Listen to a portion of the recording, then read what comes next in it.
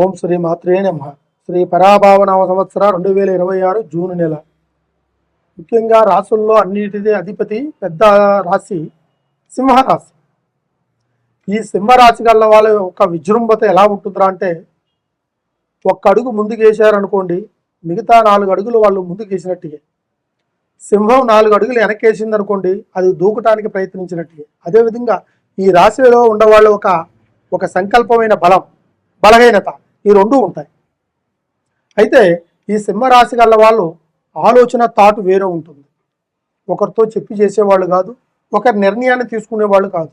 తానంతకు తాను ఆలోచించుకొని ఏ ఒక్క దారిని ఎంచుకుంటే బాగుంటుంది అనుకొని ఆ దారిని ఎంచుకొని ఆ దారిలోనే వాళ్ళు సంపాదించి నిలబెట్టి 10 మందిలో ప్రెస్టేజ్గా నిలబడి కష్టమైన పనిగా ఇష్టంగా చేసుకునే మనస్తత్వం వీళ్ళ దగ్గర ఉంటుంది.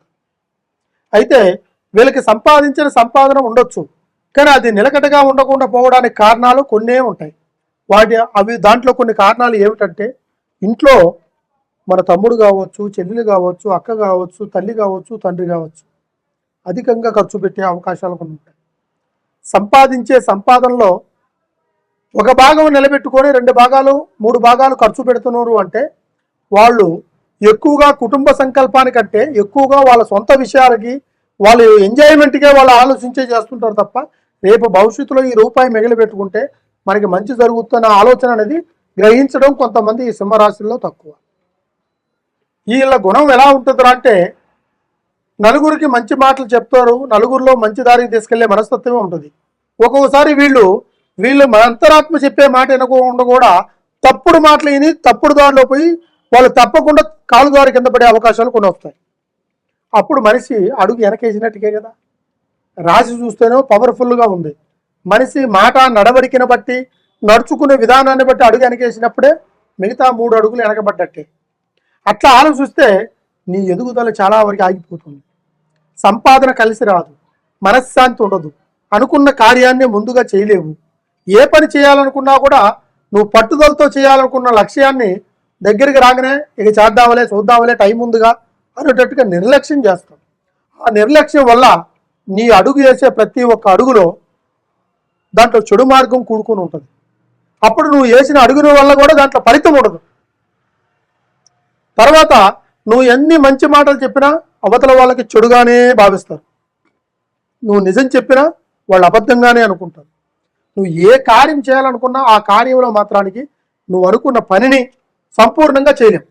ఎందువల్ల చేయలేవురా అంటే, ఈ రాశిలో కొన్ని నక్షత్ర బలాలు కొన్ని కరెక్ట్గా ఉండవు, అవి మారుతుంటాయి. తర్వాత దీంట్లో 1, 2, 3 పాదాలు ఉంటాయి. ఈ పాదాల్లోనే కొంతమంది దురాలోచన దుఃఖానికి చేటు, మంచి ఆలోచన అమృతానికి ఆలస్యమైనా కూడా అమృతం లాంటి విషయాన్ని మీకు నిర్ణయిస్తుంది. దాన్ని మనం ఆలోచించుకుంటూ ముందడుగు వేసుకునే ఒక సందర్భంలో తొందరపడి వేయడం వల్ల కొన్ని సమస్యలు, కొన్ని ప్రాబ్లాలు మనం కొని తెచ్చుకొని మనం ఇరుక్కున్నట్టుగా ఉంటుంది. ఈ రాశి గల వాళ్ళలో కొంతమంది ఇప్పటికే చాలా ఇబ్బందుల్లో ఉన్న వాళ్ళు కొంతమంది ఉన్నారు. ధనధాన్యపరంగా కావచ్చు, వృత్తిపరంగా కావచ్చు, కుటుంబంలో భార్య భర్తల మధ్యలో కావచ్చు, లేదంటే ఇతర విషయాలలో కావచ్చు, లేకుంటే వాళ్ళ కుటుంబ బంధుమిత్రుల్లో కావచ్చు, లేకుంటే వీళ్ళకి అనుకోకుండా కొన్ని ఇబ్బందులు కలిగి శ్రీకృష్ణ జన్మస్థానానికి కూడా కొంతమంది పోయొచ్చుంటారు. శ్రీకృష్ణ జన్మస్థానం అంటే జైలు. ఇటువంటి సమస్యలు కూడా కొన్ని వీళ్ళకి ఎదురయ్యే ఒక అవకాశాలు కొన్ని ఉంటాయి. ఆల్రెడీ జరిగి ఉంటాయి. కొంతమంది జరిగేదానికి కూడా అవకాశం ఉంటుంది. ఎందుకంటే ఒక్క అడుగు వేసేటప్పుడే మనం అన్ని ఆలోచించి చేయాలి. అదేవిధంగా మనం ఒక వస్తువు కొంటున్నాం అంటే 1కి 2 సార్లు మనం సెట్ చేసి కొనుక్కుంటాం. అదేవిధంగా మనం చేస్తున్న పని విషయంలో కావచ్చు, మ్యారేజ్ విషయంలో కావచ్చు, లేకుంటే మనం ఒకరికి ఇస్తున్న డబ్బు పరంగా కావచ్చు, మనం ఇచ్చే మాట పరంగా కావచ్చు, ఆలోచించే మనం చేయాలి. అవసరపడో తొందరపడో నిర్ణయాన్ని మార్చుకొని మనం గబాన్ని ఇచ్చేస్తే మనం దేన్నైనా తీసుకోవచ్చు. వెనక్కి ఇచ్చిన మాటను తీసుకోవడం చాలా కష్టం. ఎందుకంటే అక్కడ నీ మాట పోతుందని బాధపడతావు, వాడు ఇవ్వలేదే ఇంకా అనుకునే ఆలోచన అసూర్య నీ మీద ఎక్కువగా పెరుగుతుంది. అప్పుడు ఏమవుతుందిరా అంటే, సంస్థలో నువ్వు తెచ్చుకున్నట్టుగా ఉంటుంది. దాన్ని అర్థం చేసుకొని మనం అడుగేస్తే ఖచ్చితంగా ఈ రాశి గల వారు కంపల్సరిగా డబ్బు సంపాదించేసి, ధనాన్ని సంపాదించి, నూతన గృహాన్ని కట్టుకొని, నూతన సంకల్పమైన పనులు చేసుకుంటూ, వ్యవసాయస్తులైతే వ్యవసాయాల్లో మంచి పాడి పంట విషయం జరుగుతుంది, లేదా కొత్తగా పొలం కొనుక్కోవడం కానీ జరుగుతుంది. ఇకపోతే ఉద్యోగస్తులు అయితే మంచి సంకల్పమైన జాబ్తో పాటు వాళ్ళకి మంచి ప్రమోషన్ కూడా వచ్చే అవకాశాలు ఉంటాయి. దీంట్లో వాళ్ళకి ట్రాన్స్ఫర్లు కానీ లేకుంటే వేరే ఒక విధమైన సంకల్పమైన బతుకుదెరువులు కానీ వృత్తిపరంగా జరిగే అవకాశాలు ఉంటాయి. ఇందులో సైడ్ బిజినెస్ కూడా రావచ్చే అవకాశాలు ఉంటాయి. ఏది చేసినా సరే కలిసిమెలిసి ఇద్దరు జాయింట్గా ఏ పని చేయకూడదు. మీరు ఈ రాశి గల వారు చేస్తే దాంట్లో విభేదాలు వస్తాయి, వాదనలు వస్తాయి. తర్వాత వాడి మీద కూర్చున్న ఒక గ్రహస్థితులు కూడా నీ మీద కూర్చొని నువ్వు పోయేదారిని కూడా చెడుదారిలోనే తీసుకెళ్ళిపోతావు. కాబట్టి మీరు పార్ట్నర్షిప్లో ఏ ఒక్క ప్రకల్పం ఉన్నా కూడా చేయొద్దు. చేస్తే ఓనుగా చేయండి. సింహం అనే రాశి గల వాళ్ళకి అడుగు చేసే ప్రతి ఒక్క అడుగు ముందుకెళ్తుందని నా నమ్మకం. దేవుడిచ్చిన సంకల్ప బలం అదే, అందులో రాశి బలం కూడా అలాంటిదే. మరి దీన్ని వీక్ పాయింట్ ఏమిటి అంటావు? ముందుగా మనం ఆలోచించి మనం ఏ ఒక్క విషయాన్ని మనం ఆలోచించుకోకుండా ఎప్పుడు మనం తప్పుడు అడుగు వేస్తామో అక్కడ మన రాశిలో కూడా మనకు కలిసి రాకోకుండా మనల్ని తప్పుడు దారిలో తీసుకెళ్ళి మనల్ని కింద పడి వస్తుంది. అటు డబ్బు పరంగా మానసికంగా అన్ని విధాలుగా ఇబ్బంది పడే అవకాశాలు కూడా ఉంటాయి. అందులో కొంతమందికి పెళ్లిళ్ళైన కూడా సంతానం లేకోకుండా మానసికంగా బాధపడుతుంటారు. కొంతమంది వాళ్ళకు కూడా సంతానం కలిగించే అవకాశం కూడా కొన్ని ఉంటుంది, కానీ రెమెడీస్ ఉంటాయి. దాంట్లో మనం చేసుకుంటే కంపల్సరీగా ఆ రెమెడీస్ ద్వారా కూడా వాళ్ళకి సంతానము, ఆలోచన, ఆరోగ్యము, తర్వాత ధనధాన్య బలాలు కూడా కలిగే అవకాశాలు ఉంటాయి. ఏదైనా సరే మనము ఒకటి కావాలి అనుకున్నప్పుడు ఇంకొక దాన్ని వదులుకొని మన ఆ దాని గురించి ప్రయత్నిస్తే ఖచ్చితంగా జరుగుతుంది. సర్వే జనా సుఖనో భవంతు. ఓం నమః శివాయ. ప్రతి ఒక్క విషయానికి భగవంతుడు మనకి దైవ బలం ఉంది. అది హిందువులు కావచ్చు, ముస్లిమ్స్ కావచ్చు, క్రైస్తవులు కావచ్చు, ఎవరికైనా సరే ఎవరు నమ్ముకునే దైవ బలం వాళ్ళదే. ఆ దైవ బలాన్ని నమ్ముకున్న వాళ్ళు నా దైవం గొప్ప, నీ దైవం గొప్ప అనేది కాదు. మనం నమ్ముకున్న సంకల్ప బలం ప్రకారం మన దైవాన్ని మనం నమ్ముకొని మన పనిని చేస్తున్నాం. అదే దాంట్లోనే ఆ పనిలోనే మీకు దేవుడు కనిపిస్తాడు. ఆ దైవ బలమే మిమ్మల్ని అన్ని విషయాల్లో ముందుకు తీసుకెళ్లే ఒక సంకల్ప బలం.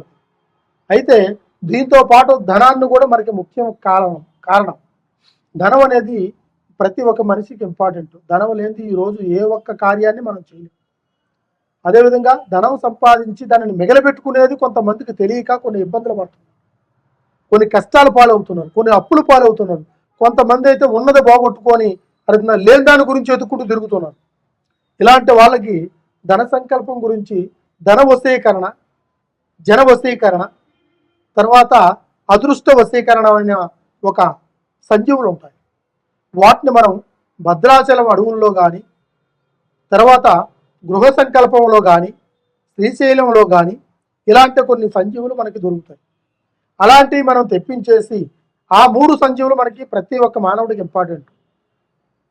ఆ 3 సంజీవుల్ని ఒక నల్లగుడ్డలో పసుపు కుంకుమ వేసి అందులో 3 తెల్లటి గవ్వలేసి ఈ 3 ఒక సంజీవులను అందులో పెట్టి మనం బీరువాలో పెట్టుకుంటే ధన సంకల్పం, తర్వాత మీరు అనుకున్నట్టుగా జనాకర్షణ, తర్వాత మీరు ఏ కార్యం చేసినా ఆ ధనం మీకు నిలబడిపోయి ఆ కార్యాన్ని సిద్ధిపడేలాగా చేసేదే ఈ ధన వశీకరణ సంకల్ప బలం. దీన్ని మీరు ఖచ్చితంగా మీరు సంపాదించుకొని మీరు తెచ్చిపెట్టుకుంటే మీకు మంచిది. అదేవిధంగా కుటుంబంలో కొంతమందికి వ్యాపారస్తులు కానీ, లేకుంటే గృహస్థితులు బాగలేని వాళ్ళు కానీ, ఆరోగ్యాలు బాగలేని వాళ్ళు కానీ కొన్ని సమస్యలు ఉంటే ఒక్కసారి మమ్మల్ని సంప్రదించి దానికి తగినట్టుగా కాపర్తో చేసింది, అది సంస్కృతములు ఉంటాయి బీజక్షరాలతో, దాంతో చేసి వాటి గురించి ప్రత్యేకంగా చేస్తాను. అవి చేపిచ్చేసి మీ ఇంటి ఆధ్వర్యంలో పెట్టుకుంటే మీకు దృష్టి, దోష, శనిగ్రహాలు ఎటువంటి మీ స్థానానికి సంభవించవు. తర్వాత అదేవిధంగా మీకు అష్టైశ్వర్య, మనోసిద్ధి, భోగభాగ్యాలు కలిగేటట్టుగా మీకు ఆ కాపర్తో చేసిన తాయిత రూపంలో అది మీ ఒంటి మీద ఉండేలాగా చేసుకోవాలి. లేదు మీ స్థాన బలంలో పూజా మందిరంలో పెట్టుకొని పూజించేలాగా చేయాలి. కంపల్సరిగా ఇలాంటివి చేస్తే మీకు ఆయురారోగ్యం, అష్టైశ్వర్యం, మనోసిద్ధి, కుటుంబము, ధనధాన్యము, అప్పుల బాధలు తీరిపోయి ఆ భగవంతుడు మీకు అన్ని విధాలుగా మీరు నమ్ముకున్న దేవుడు మీకు ఎన్నెనకాల నిలబడి ముందు దారి చూపించేలాగా నేను మంచి పరిష్కారాన్ని అందిస్తాను. నమ్మకంతో నాకు కాల్ చేయండి. ఖచ్చితంగా మీకు సంపూర్ణమైన భవిష్యత్తు దొరుకుతుందని. సర్వే జనా సుఖనో భవంతు. ఓం నమః శివాయ.